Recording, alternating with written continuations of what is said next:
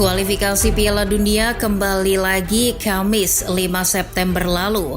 AFC melanjutkan kembali tugasnya untuk menyaring wakil-wakil terbaiknya untuk bertarung di Piala Dunia 2026.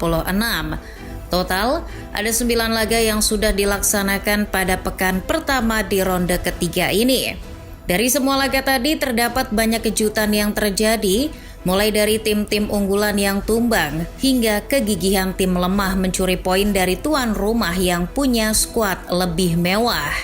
Lantas, keseruan apa saja yang terjadi di pekan pertama kualifikasi Piala Dunia lalu?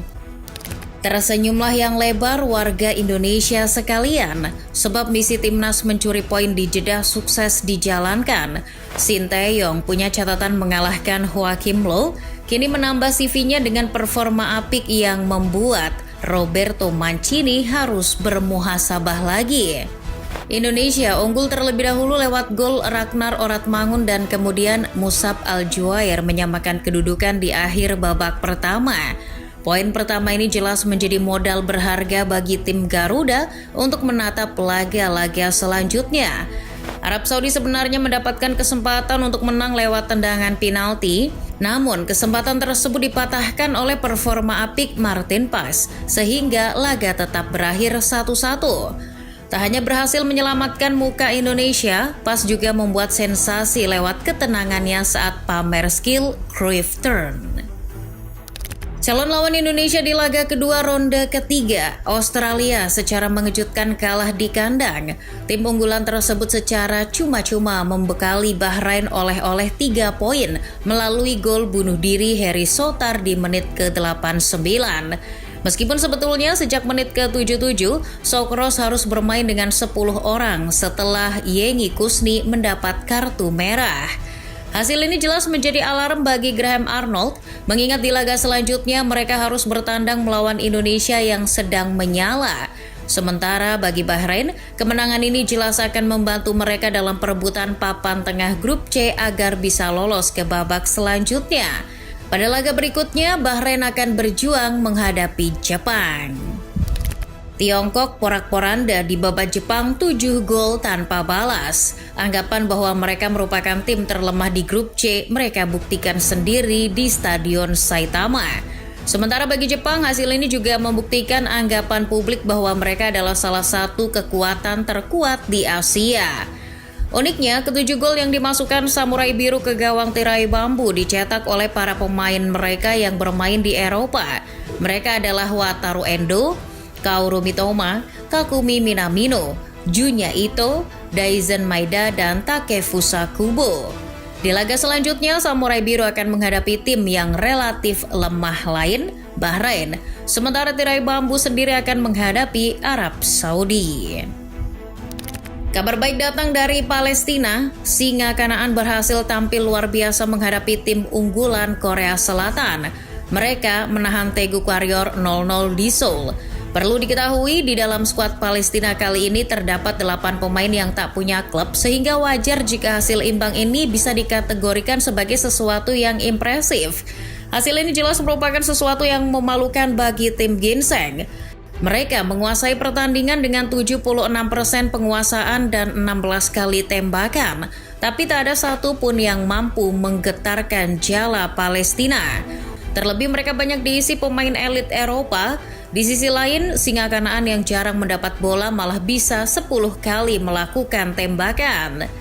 Sementara bagi Jonathan Kantilana dan kawan-kawan, ini adalah poin yang krusial. Peluang mereka lolos masih terbuka lebar sebab kekuatan di grup B relatif setara.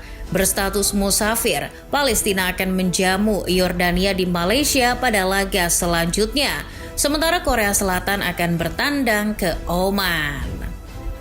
Pada laga grup B lain, gol tunggal Aimin Hussein berhasil membuat misi Oman mencuri poin gagal total.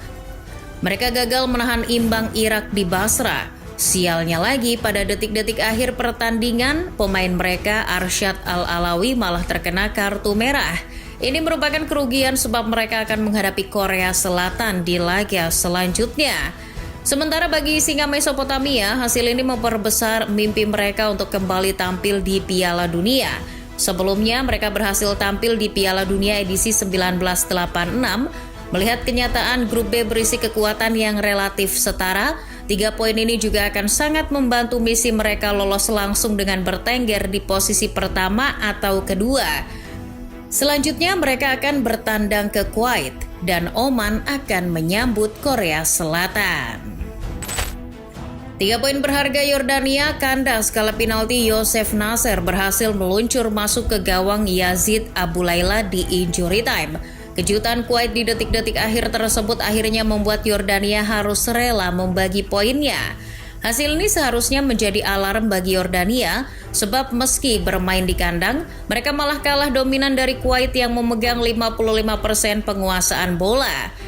Selain itu, 16 tembakan mereka ke gawang Kuwait juga harus dijadikan sorotan sebab hanya 1 yang berhasil mereka masukkan.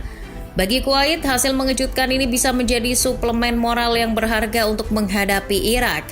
Sama seperti yang lain, asa mereka untuk lolos masih terbuka. Sementara bagi Yordania, hasil ini akan jadi evaluasi sebelum menghadapi Palestina. Korea Utara kalah tipis 1-0 dari raksasa Asia Tengah Uzbekistan. Misi mereka untuk mengulangi kesuksesan lolos ke Piala Dunia 2010 sepertinya akan berjalan sedikit terjal, sebab grup A tergolong cukup sulit dan lawan mereka selanjutnya adalah Qatar. Sementara bagi Abosbek Faizulayev dan kawan-kawan, hasil ini menjadi modal penting untuk bersaing dengan Iran, Qatar, dan Uni Emirat Arab dalam perebutan jatah lolos langsung ke Piala Dunia. Selanjutnya Uzbekistan akan bertandang ke kandang tetangganya, Kirgistan. Gol tunggal Mehdi Taremi berhasil memperbesar asa Iran untuk bisa lolos langsung ke Piala Dunia. Meskipun sebenarnya tim Meli tampil kerepotan melawan tumpukan pemain Kirgistan di belakang, tapi setidaknya hasil ini bisa menaikkan moral para pemain sebelum bertandang ke Abu Dhabi untuk menghadapi Uni Emirat Arab. Sementara bagi Kirgistan, hasil ini cukup merugikan mereka karena asa untuk lolos ke babak selanjutnya bisa semakin mengecil, mengingat lawan mereka selanjutnya adalah tim kuat Uzbekistan. Kedikdayaan Qatar akhirnya tumbang di tangan sang tetangga Uni Emirat Arab setelah takluk 1-3 di kandang sendiri. Ini adalah kekalahan pertama Qatar setelah 13 pertandingan.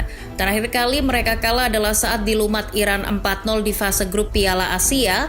Hasil ini jelas menjadi shock terapi bagi The Maroons. Untungnya di laga selanjutnya mereka hanya akan melawan Korea Utara. Sementara bagi Uni Emirat Arab ini merupakan hasil positif yang akan berguna untuk menghadapi sengitnya persaingan grup A. Terlebih kemenangan ini mereka raih dengan cara comeback setelah tertinggal 1 gol di babak pertama. Selanjutnya mereka akan menjamu tim kuat Iran di kandang.